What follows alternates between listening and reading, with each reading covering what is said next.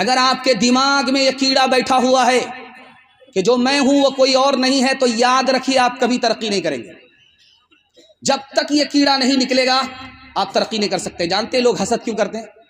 پھوس کے مکان میں تھے، آرام سے تھے، سکون سے تھے، جیسے بغل کے پڑوسی نے مکان کھینچا کھجلی شروع ہو گئی، اب نیند نہیں آ رہی ہے، اپنے سکھ سے اتنے پریشان نہیں، اپنے دکھ سے اتنے پریشان نہیں ہیں، بغل کے پڑوسی کی ترقی سے ہم پریشان ہیں۔ جانتے ہیں کیوں؟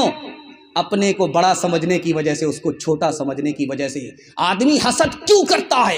3 وجہ سے۔ میرے برابر ہو گیا، میرا مقصد فوت ہو گیا، میری عزت کا مالک ہو گیا، بڑائی کرتا ہے، تکبر کرتا ہے، اس لیے حسد کی بیماری اس کو لگ جاتی ہے، اس کا سکون چلا جاتا ہے۔ آپ ترقی کیسے کریں گے؟ آپ کا تکبر کیسے جائے گا؟ ایک راز ہے، آپ جو اپنے لیے پسند کرتے ہیں وہ دوسرے کے لیے پسند کیجیے۔ ایک کتاب ہے عربی میں، اس کا نام ہے نفحۃ الادب، مولانا نور عالم خلیل امینی رحمۃ اللہ علیہ، اللہ کو پیارے ہو گئے، انہوں نے اس کتاب میں لکھا ہے 2 بھائی تھے، ایک کنوارا تھا، دوسرا شادی شدہ تھا۔ ایک کی شادی ہو گئی تھی، دوسرا کنوارا تھا۔ باپ کے مرنے کے بعد دونوں نے زمین بانٹ لیا، آدھی زمین اس کے پاس، آدھی زمین اس کے پاس، اور گیہوں کی فصل کیا، بوجھا بوجھا کر کے دونوں نے برابر برابر بانٹ لیا۔ 50 بوجھا اس کے حصے میں، 50 بوجھا اس کے حصے میں۔ لیکن جب گھر آئے بانٹ کر کے تو خیال آیا چھوٹے بھائی کو، یار میں تو کنوارا ہوں، میرا خرچہ زیادہ نہیں ہے، میرا بھائی شادی شدہ ہے، بال بچے والا، اس کا خرچہ لمبا ہے، ہم نے برابر برابر بانٹ لیا، انصاف نہیں کیا، بڑھا کر کے دینا چاہیے تھا۔ خربوزہ خربوزے کو دیکھ کر کے رنگ پکڑتا ہے۔ اگر آپ چاہتے ہیں کہ ساری دنیا کے لوگ آپ کے لیے بھلا سوچیں تو آپ دوسرے کے لیے بھلا سوچئے، اسی دن سے دوسرا آپ کے لیے بھلا سوچے گا۔ جیسے ہی اس کے دل میں خیال آیا، اس کا جو بڑا بھائی تھا شادی شدہ، اس کے دل میں خیال آیا، ارے تم نے اپنے چھوٹے بھائی کے ساتھ ستم کیا، اس کو تو گھر بسانا ہے، شادی کرنی ہے، لمبا خرچہ، اس کو برابر بانٹ کر کے نہیں دینا چاہیے، بڑھا کر کے دینا چاہیے۔ اب دیکھیے دونوں کی پریشانی بڑھ گئی، وہ پریشان کہ اس کا حصہ بڑھا دیں، وہ پریشان کہ اس کا حصہ بڑھا دیں۔ رات کے سناٹے کا دونوں انتظار کر رہا ہے کہ جب رات کا اندھیرا ہوگا تو چپکے سے جائیں گے، اپنے حصے کا بوجھا اٹھائیں گے، بھائی کے حصے میں ڈال دیں گے، اس کا حصہ بڑھ جائے گا، اس کو پتہ بھی نہیں ہوگا۔ اس کے دل میں خیال آیا کہ جب اندھیرا ہوگا، کوئی کسی کو دیکھ نہیں سکتا، نظر نہ آئے، اس اندھیرے میں چپکے سے جاؤں گا، اپنے حصے کا بوجھا ادھر سے ادھر نکال کر کے دے دوں گا، بڑھا دوں گا۔ دونوں اسی خیال سے نکلے، اپنے حصے کا بوجھا ادھر سے اٹھایا، ادھر ڈالا، وہ حصہ پلٹ کر کے ادھر آ گیا۔ اس نے جو ڈالا اپنے حصے کا بوجھا ادھر، تو وہ پلٹ کر کے ادھر آ گیا۔ یہ کیا ہو رہا؟ کون سا بھوت آ گیا سلیمان علیہ السلام کا کہ بوجھا ادھر ڈال لے، وہ پلٹ کر کے ہمارے پاس آ۔ جب قریب آئے تو دیکھا کہ میرا بھائی اسی ارادے سے آیا ہے، میرا بھائی اسی ارادے سے ہے۔ کہا کہ جب دل ایک ہے، جب خیال ایک ہے، تو آج کے بعد چولہا الگ نہیں ہوگا۔ مسلمانوں سنبھل جاؤ، مصیبت آنے والی ہے، تیری بربادیوں کے مشورے ہیں آسمانوں میں، نہ سمجھو گے تو مٹ جاؤ گے اے ہندوستاں والو، تمہاری داستان تک بھی نہ ہوگی داستانوں میں۔ نکل گیا۔ اور میں نے اشتہار میں پڑھا تھا یہ قومی یکجہتی کے حوالے سے بھی یہ جلسہ چل رہا ہے، تو ہندو مسلمان اتحاد کے حوالے سے، بھائی چارے کے حوالے سے آپ لوگ سننا چاہ رہے ہیں؟ ہاتھ اٹھا دیجئے انشاءاللہ۔ دل ملے یا نہ ملے، ہاتھ ملائیں گے، ہاتھ اٹھائیے انشاءاللہ۔ کوئی فائدہ نہیں ہوگا، پہلے دل ملائیے، اس کے بعد ہاتھ ملانے سے فائدہ ہوگا، اس سے پہلے کوئی فائدہ نہیں ہوگا۔ غیر مسلم کا جنازہ اٹھا ہے، مسلمان دیکھ رہا ہے، کیا پڑھے گا بھائی؟ انا للہ پڑھے گا، فی ناری جہنم پڑھے گا، کیا پڑھے گا؟ حضرت تھانوی نے اغلاط العوام میں لکھا ہے فی ناری جہنم پڑھنا صحیح نہیں ہے، غلط ہے۔ غیر مسلم کا جنازہ آپ نے دیکھا، ضرور دیکھا، بہت اچھی بات، لیکن فی ناری جہنم آپ نہیں پڑھ سکتے۔ آپ کو کیا پتا کہ کس کا خاتمہ ایمان پر ہوگا؟ آپ کو اپنے بارے میں خبر ہے کہ آپ کا ایمان پر خاتمہ ہوگا؟ یا تو خاموش ہو جائیے، اپنی موت کو یاد کر کے انا للہ پڑھیے، فی ناری جہنم پڑھنے کی اجازت آپ کو۔ مسجد بن رہی ہے، چندہ مسلمان سے لیا جا رہا ہے، غیر مسلم آ گیا چندہ دینے کے لیے، غیر مسلم کا چندہ مسجد میں لگے گا کہ نہیں لگے گا؟ کتاب الفتاوی میں خالد سیف اللہ رحمانی لکھتے ہیں کہ 3 شرطوں کے ساتھ غیر مسلم کا چندہ آپ مسجد میں لے سکتے ہیں. خود مانگنے کے لیے نہیں جائیں گے، وہ خود دینے کے لیے آئے ہیں اور ثواب سمجھ کر کے دے رہے ہیں، اور اس کی گارنٹی دے رہے ہیں کہ ہم یہاں چندہ دے کر کے مندر کے لیے آپ سے چندہ نہیں مانگیں گے، تو آپ چندہ لے سکتے ہیں. یہ ہندوستان کس کا ملک ہے؟ ہندوؤں کا ملک ہے، مسلمانوں کا ملک ہے؟ یہ دارالحرب ہے یا دارالاسلام ہے؟ ہندو کا ملک ہے یا مسلمان کا ملک ہے؟ تو لکھا یہ ہندوؤں کا ملک بھی نہیں ہے، دارالحرب نہیں ہے، یہ مسلمانوں کا بھی ملک نہیں ہے، دارالاسلام نہیں ہے، یہ دونوں کا ملک ہے، دارالامن ہے. جتنا ہندوؤں کا ہے اتنا مسلمان کا ہے، جتنا مسلمان کا اتنا ہندو کا ہے. یہ ملک آزاد کیسے ہوا آپ کو سن کر کے حیرت ہوگی. 1757 میں نواب سراج الدولہ نے انگریز سے جنگ کیا، اس کی برکت سے یہ ملک آزاد ہوا. 1764 میں میر قاسم نے انگریز سے لڑائی لڑی، اس کی برکت سے یہ ملک آزاد ہوا. 1799 میں ٹیپو سلطان انگریز سے لڑتے ہوئے شہید ہو گئے، اس شہادت کی برکت سے یہ ملک آزاد ہوا.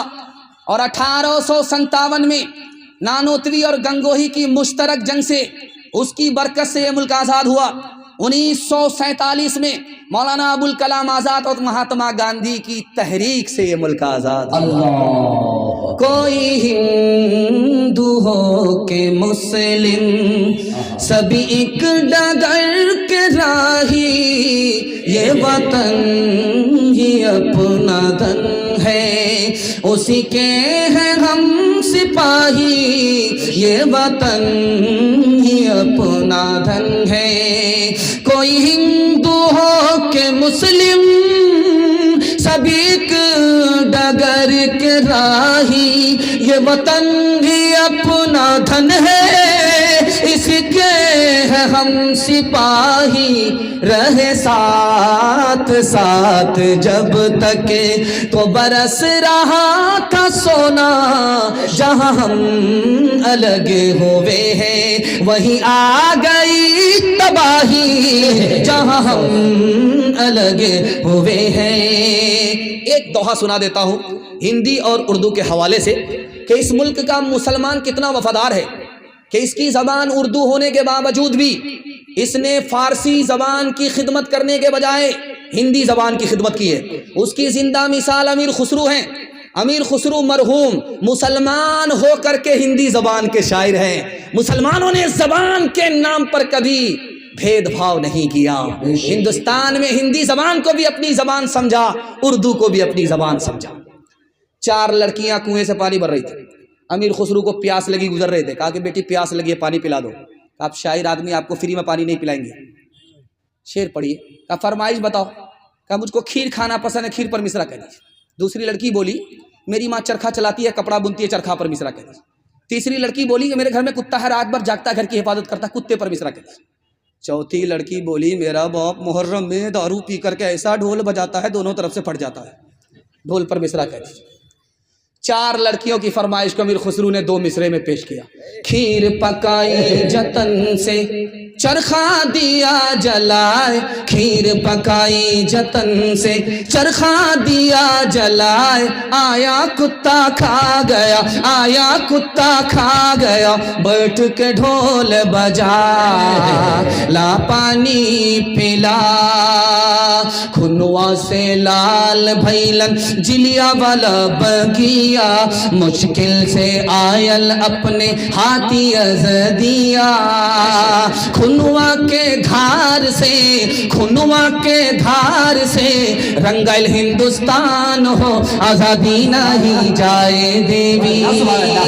عورتوں کے حوالے سے بس آخری پیغام، 3 منٹ میں میرے حصے کا جلسہ مکمل ہو رہا ہے.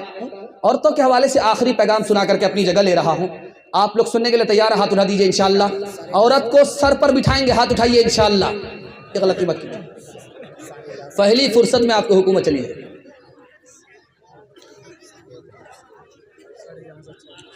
دنیا میں اللہ نے 3 چیزوں کو سکون کی بنائی ہے. دنیا میں 3 چیز سکون کی ہے. یہ جو رات میں بیٹھ کر کے آپ جلسہ سن رہے ہیں، اللہ نے اس کو سکون کی چیز بنائی. یہ جب رات آتی ہے تو آپ کو میٹھی میٹھی نیند ملتی ہے، سکون کی چیز رات ہے. اچھا دوسری چیز کیا ہے؟ سکون کی اپنا وطن ہے. پنجاب گیا ہے دھان کاٹنے کے لیے، بیچارہ لٹک پھٹک کر کے جا رہا ہے، پیشاب روم میں بیٹھا ہوا ہے، لٹک پھٹک کر کے جا رہا کہ بال بچے کے لیے کمانا ہے. کتنا بڑا مجاہدہ ہے، کتنی بڑی قربانی ہے، جان پر کھیل کر کے جا رہا ہے.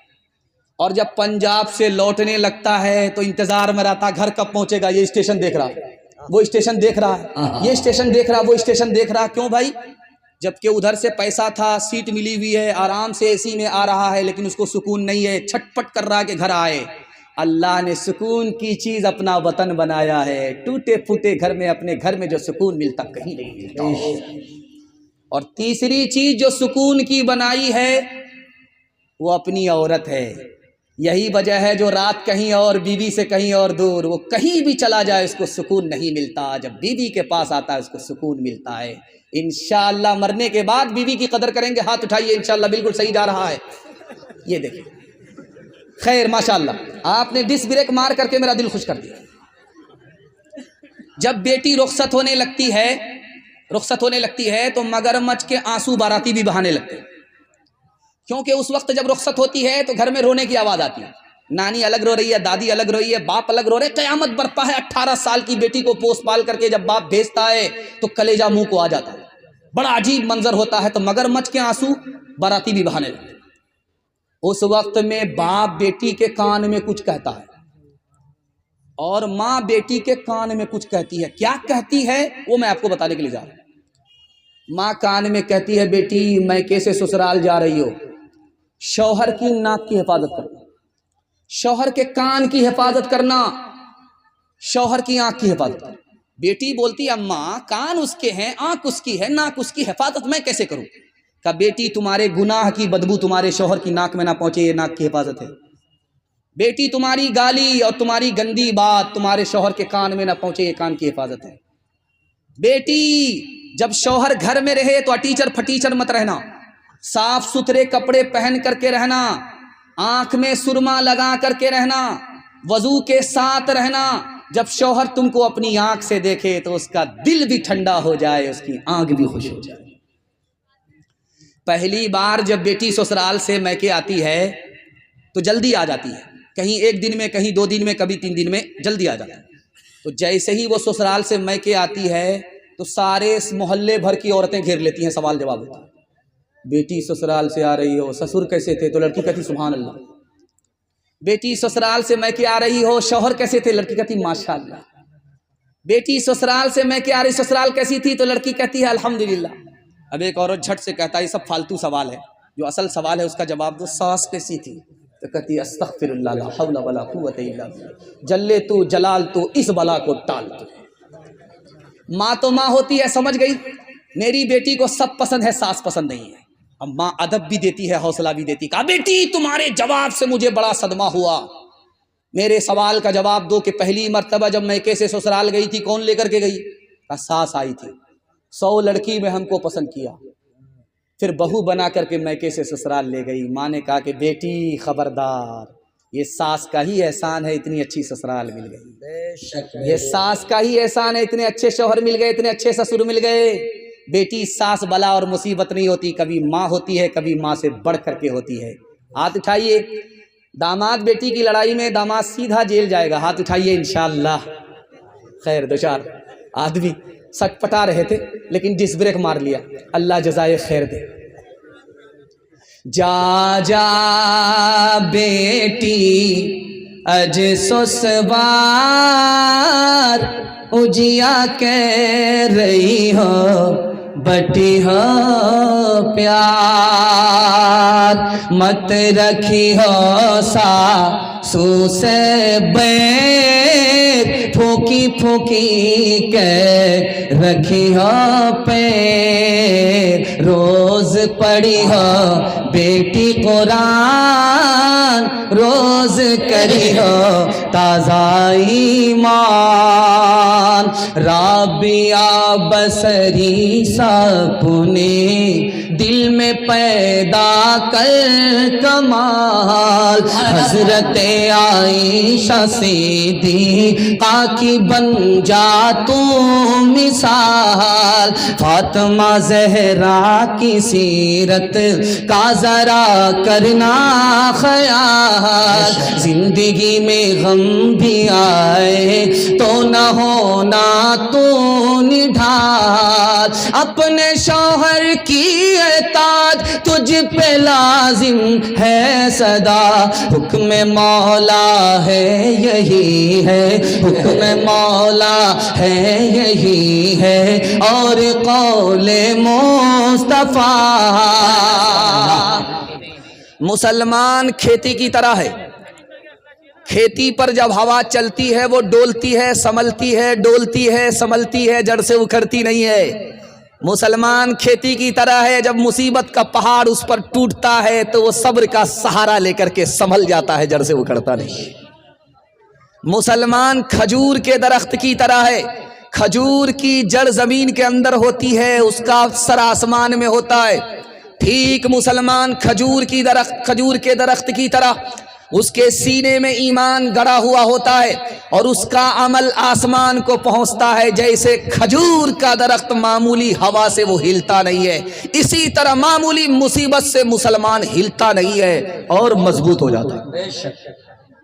مسلمان ایسے جیسے گھوڑا اپنے گھر سے کتنی ہی دور چلا جائے اس کو واپس اپنے گھر آنا پڑتا ہے۔ مسلمان کتنا ہی نافرمان ہو جائے، اللہ کی رحمت سے کتنا ہی دور ہو جائے، جیسے ہی وہ توبہ کرتا ہے اللہ سے قریب ہو جاتا، اللہ کی رحمت سے قریب ہو جاتا۔ 3 آدمی کی دعا رد نہیں ہوتی ہے، ماں باپ کی دعا رد نہیں ہوتی، قبول ہوتی ہے۔ مسافر کی دعا قبول ہوتی ہے، رد نہیں ہوتی ہے۔ فلسطین کو، اسرائیل کو سامنے رکھیے اور اس سوال کو آپ سماعت فرمائیے۔ 3 آدمی کی دعا رد نہیں ہوتی، مسافر کی دعا رد نہیں ہوتی، قبول ہوتی ہے، اور مظلوم کی دعا رد نہیں ہوتی ہے، قبول ہوتی ہے۔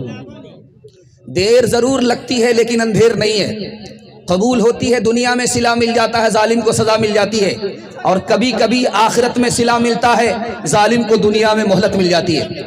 بس تھوڑی دیر میں یہ لوگ بیٹھ جائیں گے، آپ ہماری طرف توجہ کیجئے، آپ ہماری طرف توجہ کیجئے، یہ ایڈیا میڈیا کے چکر میں مت رہیے، آپ ہماری طرف توجہ کیجئے، یہ لوگ خود بیٹھ جائیں گے، آپ ہماری طرف توجہ کیجئے۔ اور آخری سوال ہمارا آپ کی خدمت میں تھا، اللہ الصمد، ارے آپ بیٹھ تو جائیے، مزہ ہی کرکرا جائے گا، دھیان سے سنیے گا، جلدی سے نکل جائے گا۔ اللہ اکبر، بیٹھ تو جائیے اللہ کا بندہ، یہ تو جلسہ ہی خراب کر دے گا بھائی، بیٹھ جائیے نا، دھیان سے سنیے گا۔ لوہا بہت طاقتور ہے، اس کو فولاد کہتے ہیں، لیکن لوہے سے زیادہ طاقتور کون سی چیز ہے؟ اللہ آپ کے علم میں اضافہ فرمائے۔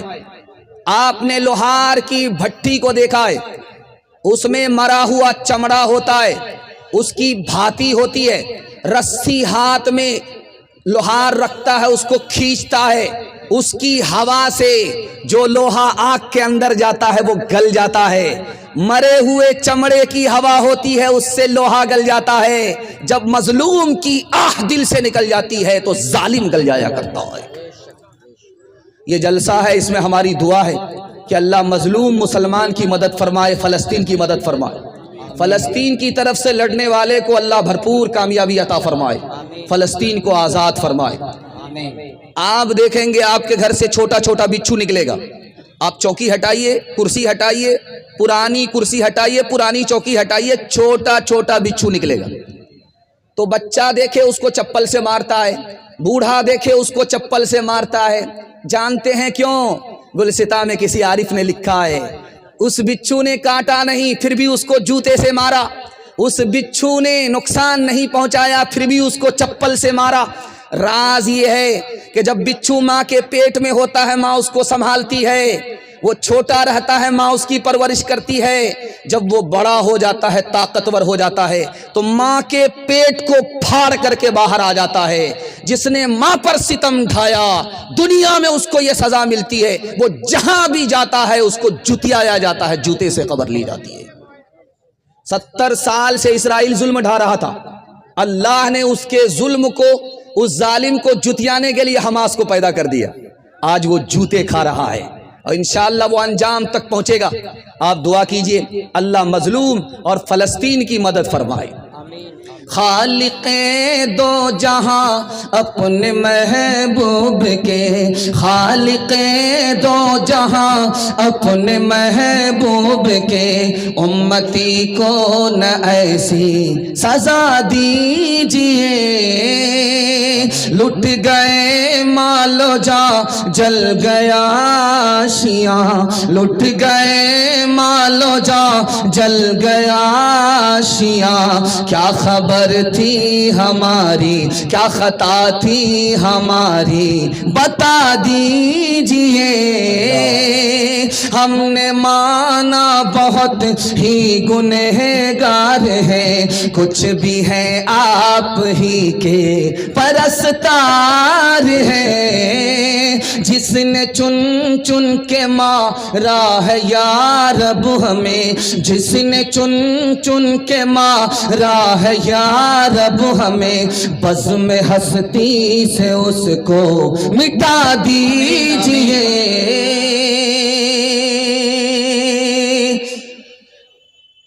شہر کیا گاؤں کیا ملک بھر کی فضا، نعرے نمرود کی زد میں ہے یا خدا. شہر کیا گاؤں کیا ملک بھر کی فضا، نعرے نمرود کی زد میں ہے یا خدا. ہم کو ایمان براہیم سا ہو عطا، ہم کو ایمان براہیم سا ہو عطا. اس کو گلزار جنت بنا دیجئے. بڑا خوبصورت جلسہ، چمکتی ہوئی پیشانی، محبت سے آپ سن رہے ہیں. دل سے دعا کرتا ہوں اللہ ہمارے سنانے کو، آپ کے سننے کو بہت قبول فرمائے. آمین. پہلا پیغام آ رہا ہے خدا کی عظمت اور بندگی کے حوالے سے. سننے کے لیے آپ لوگ تیار ہیں؟ ہاتھ اٹھا دیجئے انشاءاللہ. دھیان سے سنیے گا، جلدی سے نکل جائے گا. دھیان سے سنیے گا، جلدی سے نکل جائے گا. نوکر تین طرح کا ہو. ایک نوکر کا نام ہے ملازم، دوسرے نوکر کا نام ہے غلام، اور تیسرے نوکر کا نام ہے بندہ. بندہ کون سا نوکر ہے وہ دکھانے کے لیے جا رہا ہوں. ہم لوگ خدا کی بندگی کرتے ہیں، یہ مسجد کا جلسہ ہے.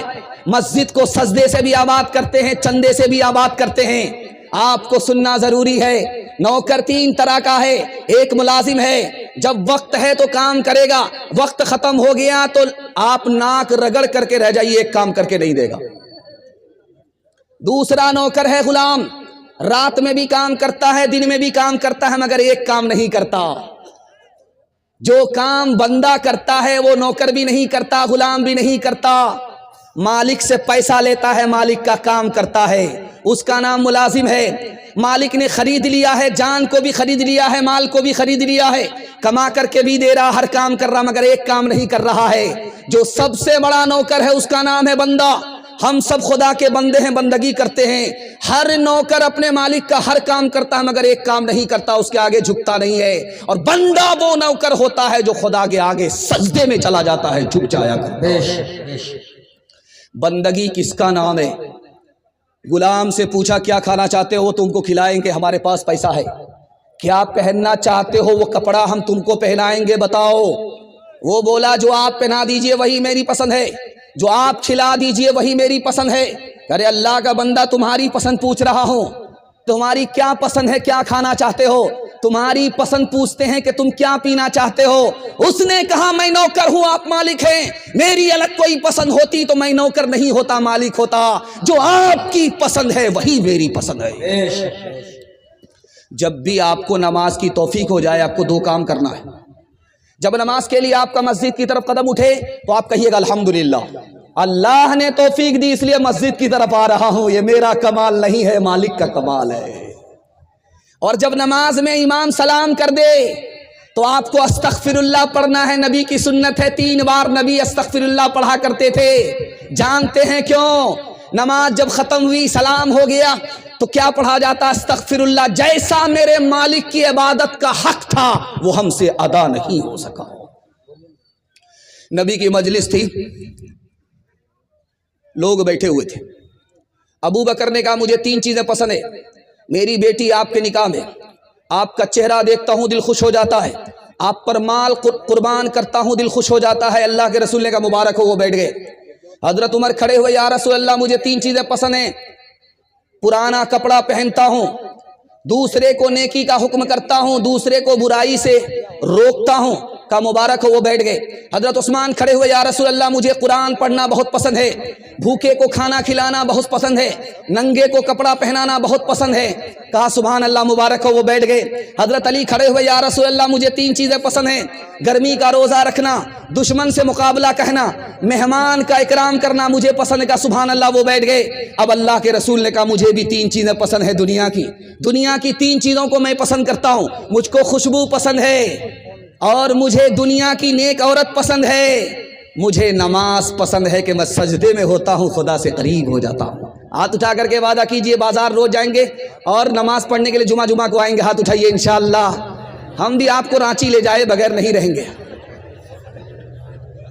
بندگی سے ہمیں تو مطلب ہے, ہم ثواب و عذاب کیا جانے, کس میں کتنا ثواب ملتا ہے, عشق والے حساب کیا جانے. وہ عجب لوگ تھے جانے کیا لوگ تھے, وہ عجب لوگ تھے جانے کیا لوگ تھے, زندگی چھوڑ دی بندگی کے لیے. وہ عجب لوگ تھے جانے کیا لوگ تھے, وہ عجب لوگ تھے جانے کیا لوگ تھے, زندگی چھوڑ دی بندگی کے لیے. ایک ہم لوگ ہیں جانے کیا لوگ ہیں, بندگی چھوڑ دی زندگی کے لیے. بسم اللہ بڑا اچھا ہوا, کھاتا بڑا اچھا کھلا ہے. اللہ ہمارے سنانے کو آپ کے سننے کو بے حد قبول فرمائے. دوسرا پیغام نبی کی سنت اور نبی کی اطاعت کے حوالے سے آ رہا ہے. نبی نے اس دنیا میں صرف 10 سال کے اندر اتنا بڑا انقلاب پیدا کیا کہ 10 سال کے اندر 9 لاکھ مربع میل زمین پر اسلام پھیلا دیا. ہمارے نبی نے صرف 10 سال کے اندر 9 لاکھ مربع میل زمین پر اسلام پھیلا دیا. ابو بکر آئے تو 11 لاکھ مربع میل زمین پر اسلام پھیلایا, اور جب عمر آئے 22 لاکھ مربع میل زمین پر اسلام پھیلایا.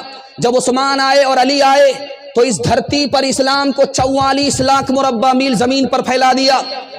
اور جب حضرت امیر معاویہ کا دور آیا تو اس دھرتی پر اسلام 64 لاکھ مربع میل زمین پر پھیل گیا. یہ راز آپ کو بتا رہا ہوں, اللہ کرے کہ آپ کے دل تک پہنچے اور نبی کی اطاعت کے لیے آپ کھڑے ہو جائیں.